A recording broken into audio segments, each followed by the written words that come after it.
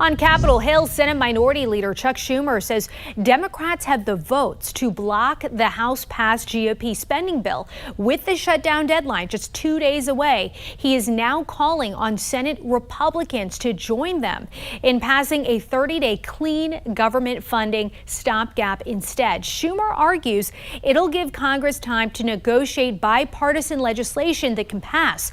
Top Republicans have said the decision to keep the government open was in Senate Democrats' hands. Okay, so buckle up, because what just happened on Capitol Hill is absolutely wild. We're talking about the longest government shutdown in American history, 43 days of chaos and dysfunction, and it just ended in the most spectacular implosion you can imagine. Senate Minority Leader Chuck Schumer tried to play hardball with Republicans. He held his caucus together for weeks, refused to budge on his demands, and basically bet everything on forcing the GOP to cave. And then it all fell apart. Republicans broke through his blockade, Democrats started defecting, and the government reopened without Schumer getting a single major concession. Now Capitol Hill is in complete chaos. Progressive Democrats are in open revolt against their own leadership. Moderate senators are being accused of betrayal, and Schumer himself is facing the biggest crisis of his 8 years as Democratic leader.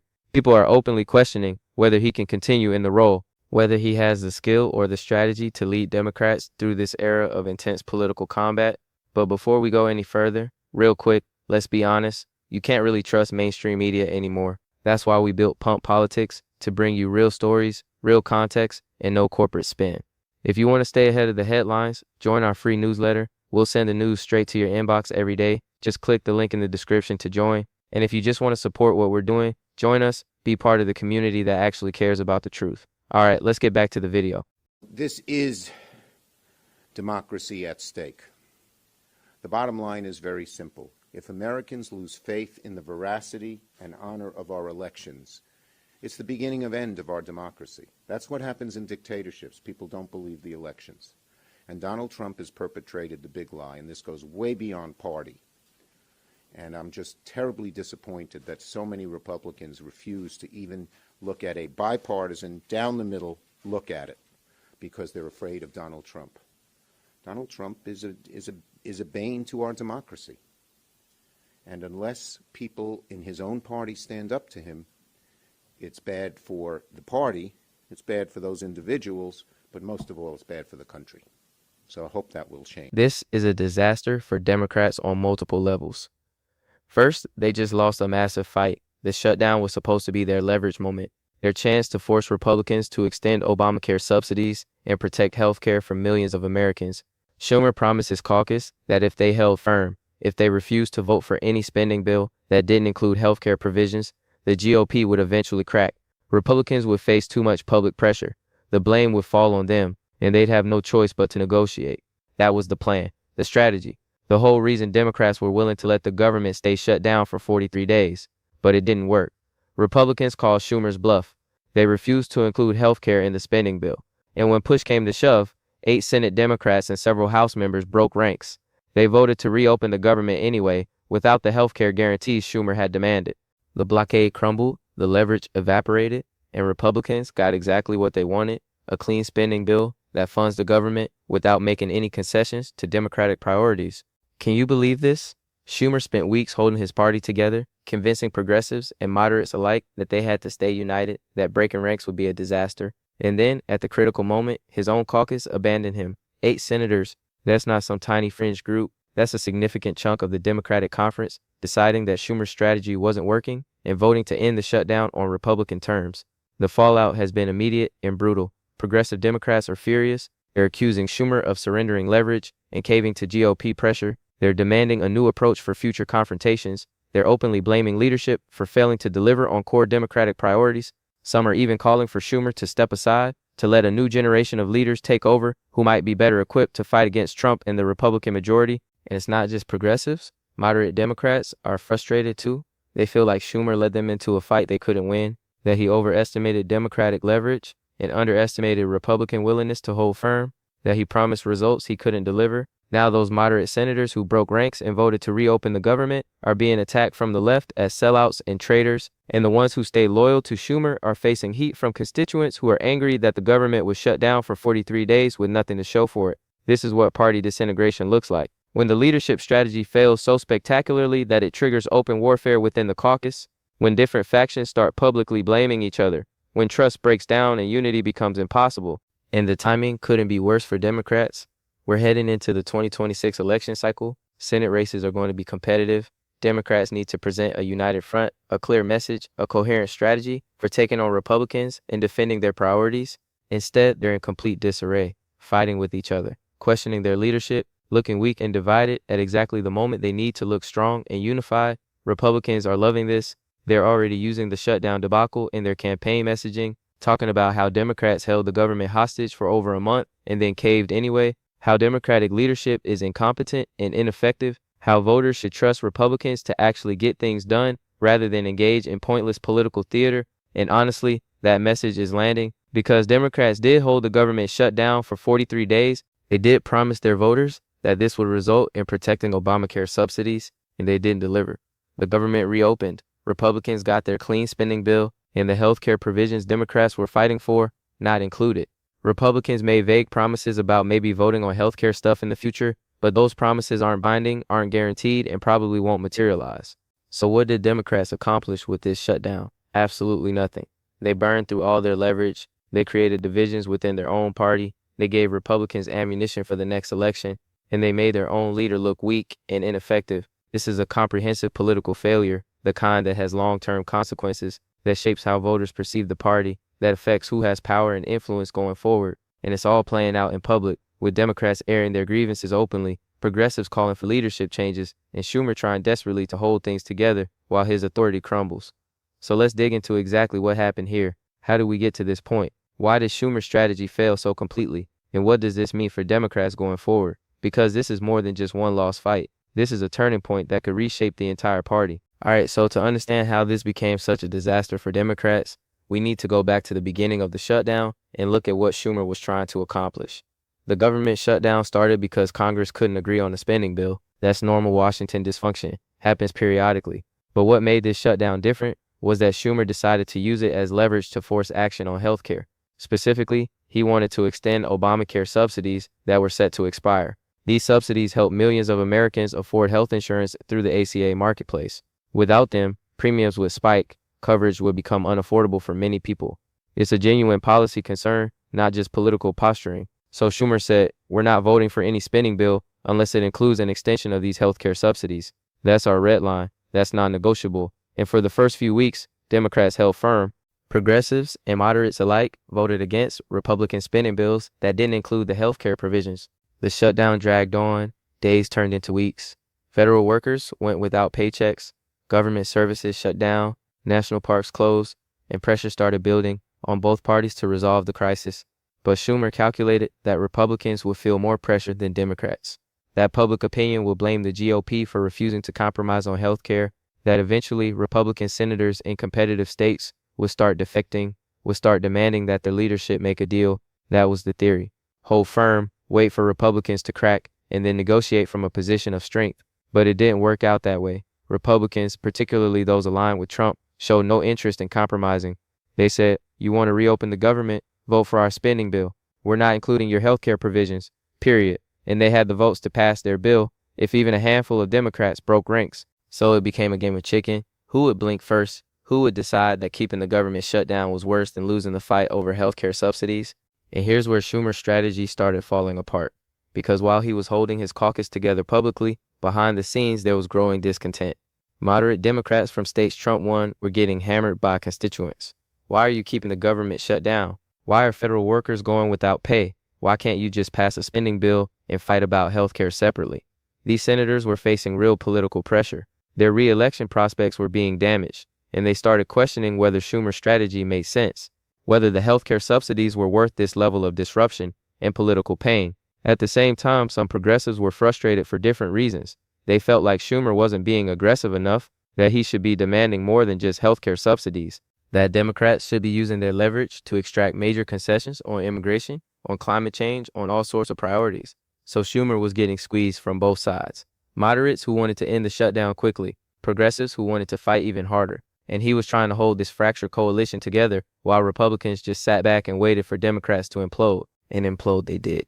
After 43 days, 8 Senate Democrats decided they had enough. They announced they would vote for the Republican spending bill, healthcare provisions or not. They said the shutdown had gone on too long, that federal workers couldn't wait anymore, that the political damage to Democrats was becoming too severe. And with those 8 defections, Schumer's blockade was broken. Republicans had the votes, the spending bill passed, the government reopened, and Democrats got nothing. No healthcare subsidies, no concessions, no wins to show their voters, just vague promises from Republican leadership that maybe, possibly, they'd allow a vote on healthcare stuff in the future. Which, let's be real, those promises are worthless. Republicans have no incentive to follow through. They already got what they wanted. They reopened the government on their terms. Why would they give Democrats anything now?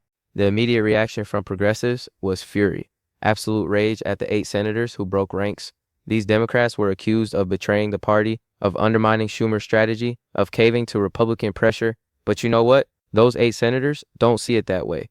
They think Schumer's strategy was doomed from the start, that he overestimated Democratic leverage and led the party into an unwinnable fight, that continuing the shutdown would have only made things worse. So now you've got Democrats publicly attacking each other, progressives blaming moderates for the loss, moderates blaming Schumer for poor strategy, everyone pointing fingers, everyone trying to shift blame. And this is all playing out on cable news, on social media, in newspaper op-eds. The whole country is watching Democrats tear each other apart. And it's not just about this one fight. It's about deeper divisions within the party, about whether Democrats should be more confrontational or more willing to compromise, about who should lead the party and what the strategy should be going forward. Schumer himself is trying to minimize the damage. He's saying the shutdown fight was worth it, even though Democrats didn't get everything they wanted. He's claiming Republicans will face electoral consequences for refusing to protect health care. He's insisting he still has the support of his caucus, but nobody's buying it. The crisis of leadership is real. Multiple Democratic lawmakers are openly questioning whether Schumer has the skills to lead in this environment, whether he's too cautious, too willing to compromise, too focused on traditional Senate norms instead of fighting as hard as Republicans do. Some are calling for generational change, for younger leaders who might be more in touch with the progressive energy in the party, for a leadership team that's willing to be more aggressive and confrontational. This is the deepest crisis of Schumer's 8-year tenure as Democratic leader, and it's not clear how he recovers from it. Because the fundamental problem isn't going away. Democrats are a coalition party. They include everyone from moderate senators in red states to hardcore progressives who want revolutionary change. Holding that coalition together requires skill, trust, and successful strategy. Schumer just demonstrated he might not have all three. And the policy implications are significant too. The healthcare subsidies Democrats were fighting for, they're still going to expire. Millions of Americans are going to see their insurance premiums increase. Some will lose coverage entirely. Democrats will try to blame Republicans for this, and they're not wrong that GOP refusal to compromise is the proximate cause. But voters might also blame Democrats for handling the fight so badly, for shutting down the government for 43 days and then achieving nothing, for engaging in political theater instead of effective governance. That's the risk Democrats face now. They look incompetent. They look divided. They look unable to deliver for their voters, even when they claim something is a top priority. And heading into 2026, that's a huge problem, because voters don't reward incompetence. They don't support parties that can't govern effectively. And right now, Democrats look like they can't govern at all. Meanwhile, Republicans are emboldened. They just proved they can outlast Democratic resistance. They can hold firm, refuse to compromise, and eventually Democrats will crack. That's a powerful lesson for future budget fights, for debt ceiling negotiations, for any situation where the two parties are at an impasse. Republicans now know that if they just wait long enough, Democratic unity will break down, Schumer's caucus will fracture, and the GOP can get what it wants without making concessions. That fundamentally changes the power dynamic in Congress. It means Democrats have less leverage than they thought. It means their ability to extract concessions is limited. And it means future fights are going to be even harder, because Republicans will use this same playbook again and again. Stand firm, refuse to budge, wait for Democrats to implode. It worked this time. It'll probably work next time too. So where does this leave Democrats? In disarray, with a leader whose authority is weakened, with a caucus that's openly divided, with progressives and moderates at each other's throats, with a failed strategy that cost them political capital and delivered nothing in return, and with the 2026 elections looming, elections where they'll need to defend seats in competitive states while facing voters who just watched them bungle a major confrontation with Republicans.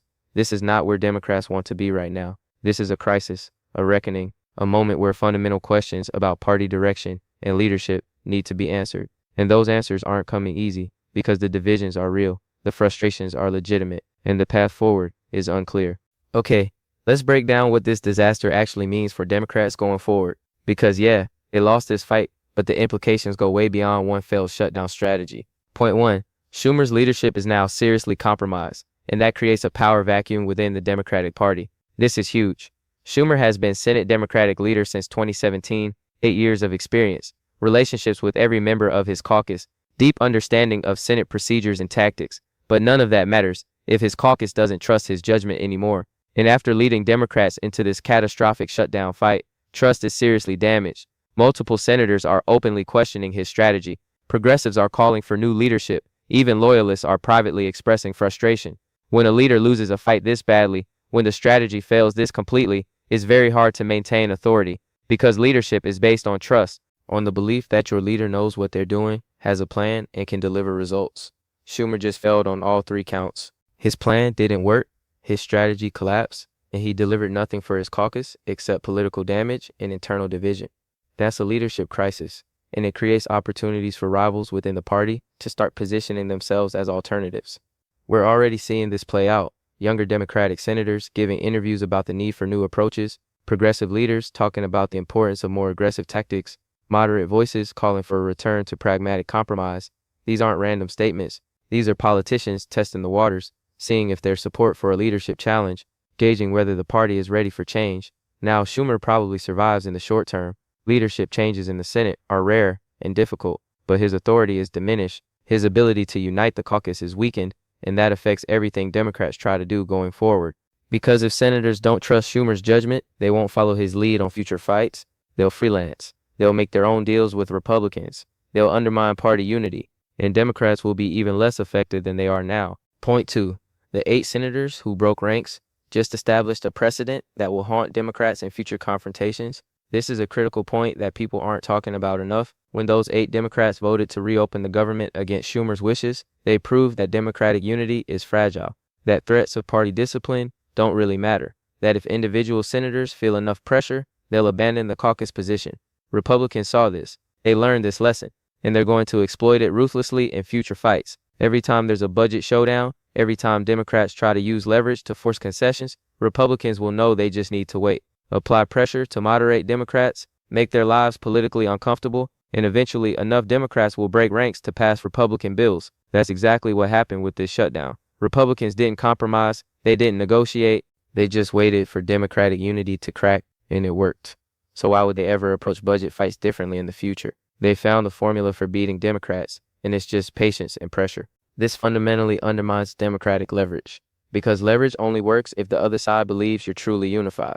If Republicans know that applying enough pressure will cause Democratic defections, then Democratic threats become hollow. Schumer can't credibly say we won't vote for your bill if Republicans know that statement isn't actually true, that with enough pressure, 8 or 10 Democrats will flip and pass the bill anyway. This is a disaster for Democratic negotiating position. It means they have less power than they thought, less ability to extract concessions, less capacity to fight effectively. And it's a problem that's very hard to fix, because those 8 senators who broke ranks, they're not wrong to have concerns. Their state supported Trump. Their constituents were angry about the shutdown. They face real political pressure. You can't just tell them to ignore that pressure and toe the party line. But if you can't maintain unity under pressure, then you can't use confrontational tactics effectively. And Democrats are stuck in this trap now, where they can't compromise because their base demands confrontation, but they can't confront effectively because their caucus cracks under pressure. Point 3. Progressives are now openly revolting against moderate Democratic senators, and this internal warfare will define the 2026 primary season. The fury from the progressive wing is real and intense. They're not just mad about losing the shutdown fight. They're mad about what they see as a pattern of moderate Democrats undermining progressive priorities and caving to Republican pressure.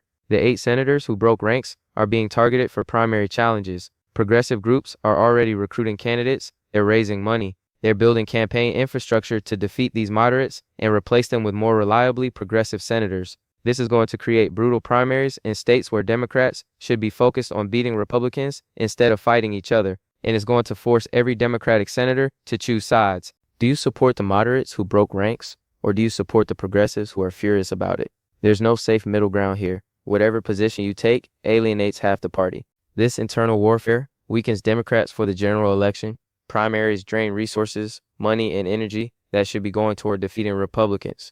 They create divisions that are hard to heal before November.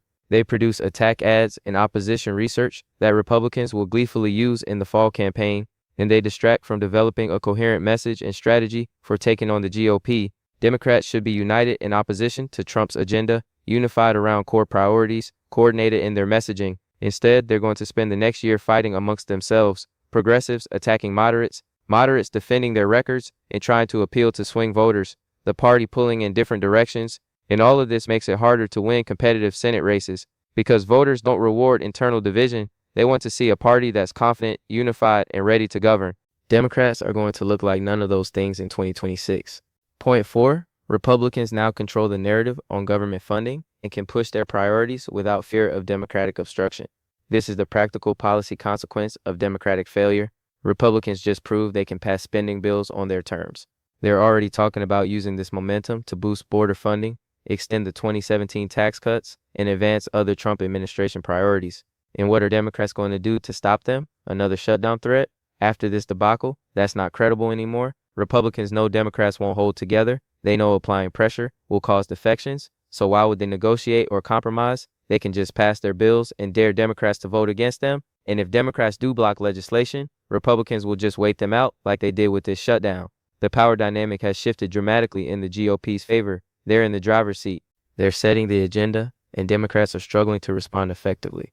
This affects everything from immigration policy to tax law to healthcare to environmental regulations. Republicans are going to push aggressive legislation, knowing that Democratic resistance is weakened, that the threat of obstruction is less credible, that they can probably peel off enough Democratic votes to pass their priorities. And even when Democrats do manage to block something, Republicans will frame it as Democrats being obstructionists and unwilling to compromise, just like they're already doing with the shutdown. The narrative has shifted. Republicans look strong and effective. Democrats look weak and divided. And that narrative advantage translates into policy wins because public pressure matters. When voters think one party is being reasonable and the other is being obstructionist, that creates incentive for the obstructionist party to back down. Democrats just handed Republicans that narrative advantage on a silver platter. Point 5. This sets up a potential bloodbath for Democrats in the 2026 Senate races, with leadership struggles and party divisions dominating what should be focused campaign cycles. Think about what Democratic candidates are going to face in competitive states. They'll be asked constantly about the shutdown. Why did Democrats keep the government closed for 43 days? What did they accomplish? Why should voters trust Democrats to govern effectively when they just demonstrated they can't even hold their own party together? These are devastating questions with no good answers. Democratic candidates will try to deflect. They'll blame Republicans. They'll talk about the importance of fighting for health care. But it's not going to work because voters saw what happened. Democrats fought hard and lost completely. They created chaos and achieved nothing. That's a brutal record to defend. And then there's the leadership question. If Schumer is still in charge, Democrats have to defend his failed strategy.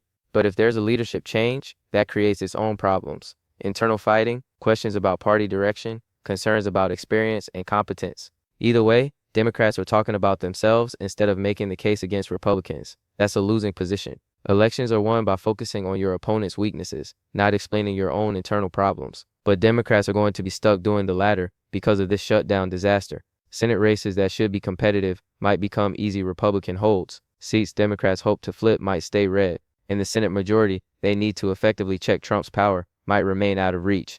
All because Schumer led them into an unwinnable fight that collapsed in spectacular fashion.